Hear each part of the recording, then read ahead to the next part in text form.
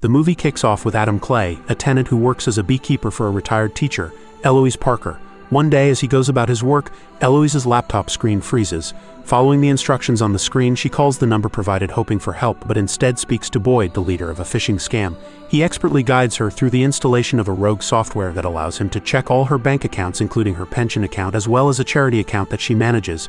Gleefully observing that this charity account has a balance of upwards of $2 million, Boyd first pretends to refund the antivirus subscription fee of $500 and transfers $50,000 to her instead. This compels Eloise to wire the money back to him using her transaction password. Boyd, meanwhile, readies his crew to empty all her accounts as soon as Eloise enters this master password that will allow them access across the board. Hesitating just a little, Eloise gives in to her emotions since Boyd promised her that she wouldn't have to lose her laptop's data, including her children's pictures, which would otherwise be erased if she were to get her laptop checked. The moment she enters it, her laptop screen goes blank while Boyd and his team clear out her accounts and celebrate. When she realizes her mistake, guilt takes over as she struggles to come to terms with the fact that she has indeed lost all the money. With a jar of fresh honey for Eloise, Adam heads over to meet her later that evening to find the smoke alarm going off in the kitchen. Disengaging it, he then borrows a knife anticipating an intruder. However, going further into the house, he comes across an abandoned gun and figures out that Eloise couldn't handle what happened. Suspicious of Adam, Eloise's daughter, FBI agent Verona Parker, immediately places him under arrest. It is only then that she realizes that she has lost her mother. Refusing to believe that her mother would do such a thing, Verona gets Adam taken in for further questioning while she looks around Eloise's place, only to be taken aback when she sees that her mother's bank accounts are wiped out. Early the next morning, Adam returns after having been cleared and Verona apologizes for her behavior before inviting him over for a coffee. She then informs him about the scam that Eloise was a victim of. When Verona mentions going after the people who cost her mother her life, Adam simply excuses himself to care for the hive. Surprisingly, he then calls in a favor from the beekeepers, a mysterious group with whom he worked previously. Receiving an address of a call center, Adam goes over intending to burn the place down. Stopped at the entrance by a couple of security guards, he easily tackles them and borrows their weapons before heading inside. Signing in at the reception, he then proceeds to the call center. Forcing everybody to promise never to steal from the week again, Adam begins drenching the call center's equipment in gasoline. As the staff hurriedly clears out, the manager, Mickey Garnett, who posed as Boyd while speaking to Eloise, arrives with more security guards. However, none of them are any match for Adam as he efficiently knocks them all out. He then calmly proceeds to put together an explosive before leaving the building.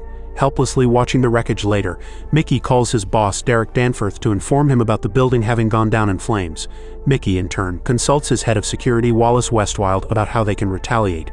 Being a former CIA director, Wallace decides to let the police handle the case instead of getting involved. Derek then gets Mickey on the path to track Adam to eliminate him.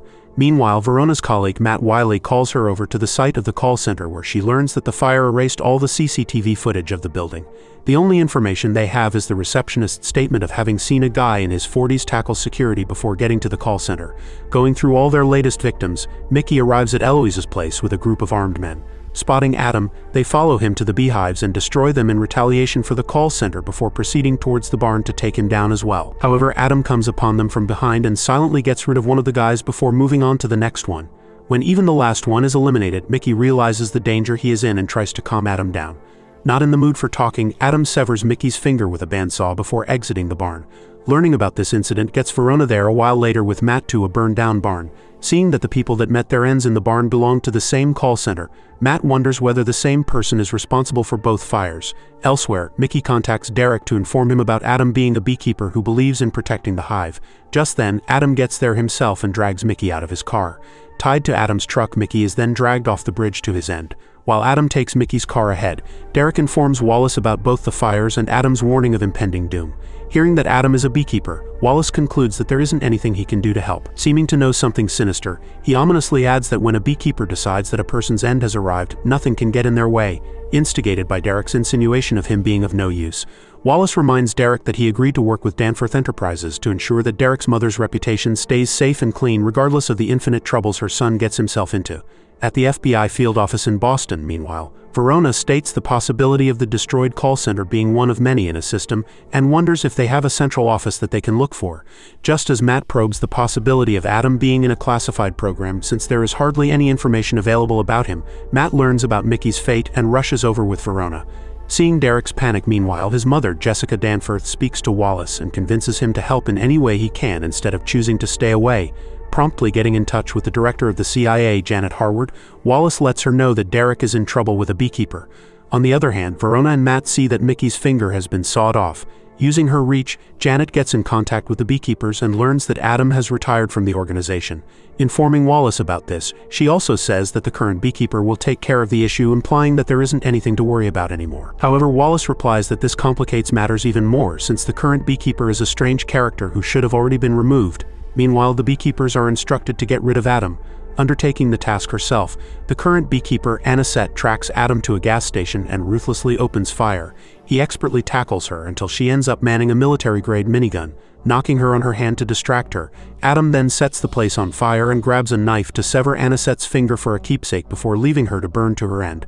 While he borrows a car to get away, Janet informs Wallace that the beekeepers have now decided to remain neutral in the matter. The next morning, Verona and Matt get to the site of the burned-down gas station and see the minigun installed on the back of Anisette's car. Matt states the strange coincidence that, just like Adam, he hasn't been able to find Anisette in any commercial or government databases. Finding a partially burnt book named Beekeeping for Beekeepers, Verona adds another similarity between Anisette and Adam. Wallace, on the other hand, has gathered a group of ex-Special Forces personnel to inform them about the organization called the Beekeepers. He says that it operates outside the system, and that the members have access to all the necessary resources to ensure the safety and security of the system.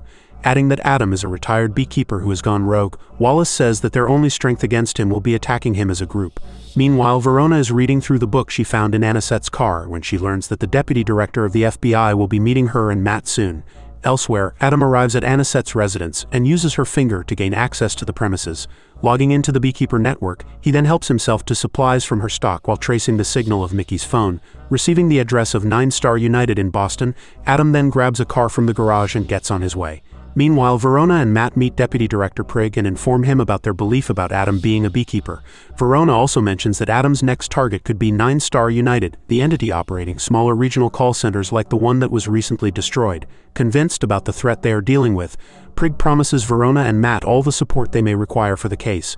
At Ninestar United, meanwhile, a roundup of all the managed call centers is underway when the FBI's SWAT team arrives.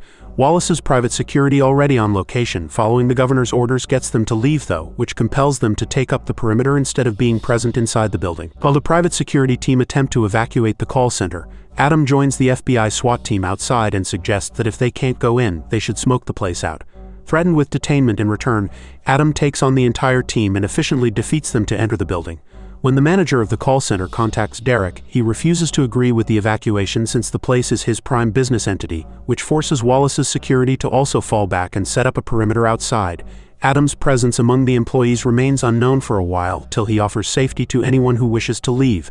This gets the attention of not just the manager but the security on its way out as well. All hell breaks loose when the team opens fire and Adam proves Wallace's prediction right by proving his superior combat skills. Setting off the fire alarm, he overpowers the leader and takes down most of his team with his weapon before eventually hitting him with a fire extinguisher to take him out. Verona and Matt get there just then and enter the building with a few troops while Adam lays a trap for the rest of the private security team. He lures them into an elevator and then sets off the explosive he had placed there to get rid of them. Seeing the state of the elevator, Verona and Matt redirect towards the stairs while Adam seeks out the manager of the call center and forces him to name his boss. Speaking of Eloise, he tells the manager that she was the only person to have taken care of him, and also mentions that she worked hard all her life and it ended because of the scam she found herself a victim of. Adam learns that Derek is the boss just as Verona gets to the call center and calls out to him. She insists that the law exists for people like Derek, but Adam retorts that the law only exists till the system fails. She follows him out where Adam comes across Matt. Sparing him for the sake of his kids, Adam proceeds further, while Verona joins Matt. Elsewhere, Wallace receives reports of the proceedings at the Ninestar United, and urges Derek to contact his mother, stating that they would be safe if they were surrounded by her security detail. It is then revealed that Derek's mother, Jessica Danforth, is the President of the United States. Speaking to Derek, she invites him over to their beach house for the weekend. Meanwhile, Verona informs Deputy Director Prigg about the involvement of Danforth Enterprises with several government agencies and also that Derek runs the company now since his mother was elected to office. She also mentions that Jessica's self-financed campaign did not involve clean money before proceeding with her belief about Adam. She says that just like queen slayer bees rise to eliminate a queen bee if they believe that a defective offspring poses danger to the hive, Adam possibly will attack not just Derek but Jessica as well. With Prigg's express permission to do what is necessary about this, Verona and Matt arrive at the Danforth estate at the beachfront where Wallace favors a group of mercenaries he has hired for their safety. One of them, Lazarus, mentions his luck for having lived through facing a beekeeper before and only having lost a leg in return. While the Secret Service oversees the security of the area, Adam discreetly gets on the underside of a truck at the entrance. When spotted, he tackles the security personnel and switches clothes with him, which easily lets him in. Placing explosives in a few cars, Adam then changes into a new outfit for the ongoing party. Meanwhile, Deputy Director Prigg speaks to a disgruntled Jessica and then questions Derek about not just the scam call centers that eventually funded Jessica's campaign, but also their use of the CIA's data mining software.